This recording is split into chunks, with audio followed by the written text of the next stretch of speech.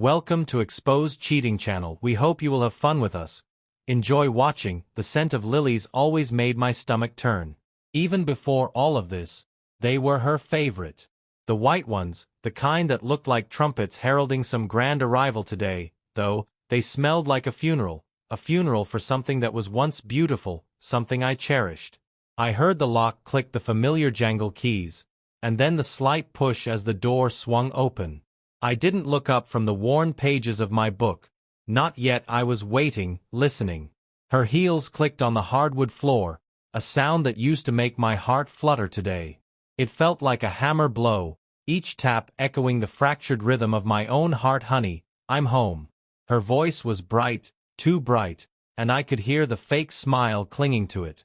The sound grated on my nerves like nails on a chalkboard.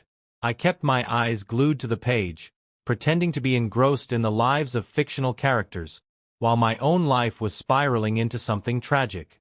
Oh look, she called, her voice now closer. I got you some lilies.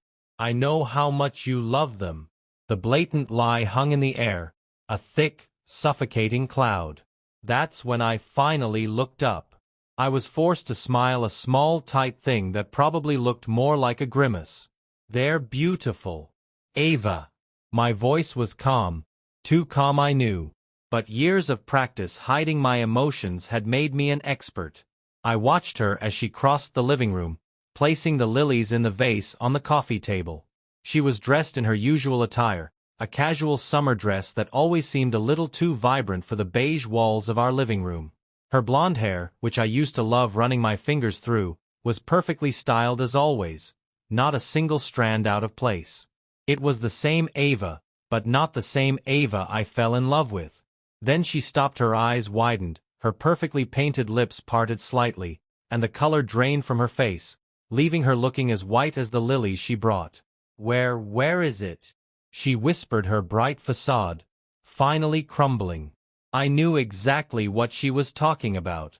The space on the wall above the fireplace with the enormous framed wedding picture had hung for the last 8 years. It was now empty. I had removed it just this morning. The hooks were gone, the wall wiped clean. Not even a trace remained. What's missing? Ava, I asked, my voice still calm, almost attached. I wanted her to say it, to give voice to the guilt. She tried so hard to hide the picture, the wedding picture. Where is it? She was pacing now, her heels clicking nervously against the floor, the sound amplified in the sudden silence. I finally closed my book, a thick, heavy biography of Abraham Lincoln, and placed it on the coffee table. I took it down, I said, my voice steady. She stopped pacing and turned to me. Her eyes searching mine, a flicker of panic replaced the fear. Why? She asked, her voice trembling. I leaned back in my chair, finally meeting her gaze. Because Ava, I began, my voice still controlled. A picture is supposed to capture a moment in time, a memory, right? A snapshot of a specific point in a relationship. I paused, letting the words hang in the air. And that picture, that wedding picture, it's a lie. She recoiled as if I had slapped her, her face a mixture of confusion and disbelief. What are you talking about? Her voice was shaky, now the veneer of calm completely gone. It's a picture of us on what was supposed to be the best day of our lives. A day that was supposed to be the beginning of a life full of promise. I continued, my tone unwavering, and it doesn't represent who we are anymore. Does it? It's just a picture, a reminder of something that no longer exists. I watched as she tried to piece it together, her confusion slowly giving way to the dawning realization. Her eyes narrowed, and for a brief moment I saw a flash of anger, quickly suppressed. You know, I said, my voice colder. Now, it wasn't a question. It was a statement of fact. Yes. Ava, I know, I added, letting the silence hang in the air thick and heavy. The unspoken accusations filled the space between us. How long? She whispered, her voice barely audible. Long enough, I replied, not elaborating. I didn't tell her about the burner phone I had found hidden beneath the lining of her purse, or the countless texts and late-night calls that painted a detailed picture of her double life. I didn't tell her how I had meticulously documented each piece of evidence. Each little betrayal, an emotionally exhausting task that nearly broke me. "Who is he?" she asked, her voice trembling. "Does it matter?" I replied, my tone flat. "His name won't change the fact that you betrayed me.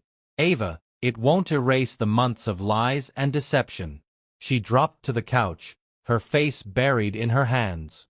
The lilies lay forgotten on the table. "I don't know what to say," she sobbed, the perfect facade, finally shattered. "Don't," I said, my voice firm but calm. "Don't say anything for once. Just listen." I pulled a small flat box from the side table. It wasn't a jewelry box like the ones I had given her before. It was a thick cardboard box tied with a simple brown string. I placed it on the coffee table in front of her, watching as she slowly looked up. Her eyes, red and swollen, were full of questions, confusion, and a flicker of hope. I watched as she untied the string, her hands shaking. Inside she didn't find jewels, but stacks of carefully organized papers. There were bank statements, phone records, travel itineraries, and a few pictures printed on glossy paper. Pictures I had secretly taken. They weren't the loving kind.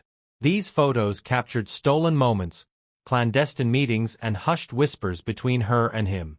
She didn't say a word as she sided through the evidence. The truth laid bare before her. Her face paled even more as she realized the extent of my knowledge. The hope that had flickered in her eyes was extinguished, replaced by a look of pure, unadulterated fear.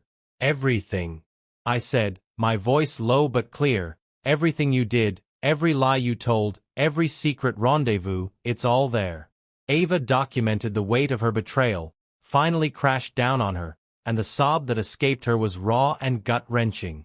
She looked up at me, her eyes pleading, but there was no pity in mine, only a profound sense of weariness. "Tu made a mistake," she whispered, her voice choked with tears. "A mistake." I repeated the words, dripping with sarcasm. "This wasn't a mistake. Ava, this was a choice, a long, calculated, deliberate choice to break our vows, to destroy our marriage, to destroy me." She didn't say anything. She just sat there, defeated. The truth was finally visible in her eyes. "I'm leaving," I said, standing up. "I've already packed a bag. I filed for divorce. It'll be served within the week. And there's a lawyer's letter among those papers. A letter explaining the details of the prenup we signed on that day, the day that photograph was taken, the day that you're no longer a part of." I walked to the door without turning back, leaving her there surrounded by the ruins of her deception and lies. The clicks of her heels on the floor, which had once filled my heart with joy, now sounded like the death knell of something that never truly was. As I stepped outside, I took a deep breath, and for the first time in months the air felt clean. The weight had finally lifted. The satisfaction wasn't in her pain. It was in my freedom, in the memory of her white face, surrounded by those white lies. I found a revenge more satisfying than I could have ever imagined. I drove away, leaving her with the quiet hum of her own regrets and the silent whisper of a marriage that was never meant to be. And I knew with a certainty that settled deep in my bones that I was finally free.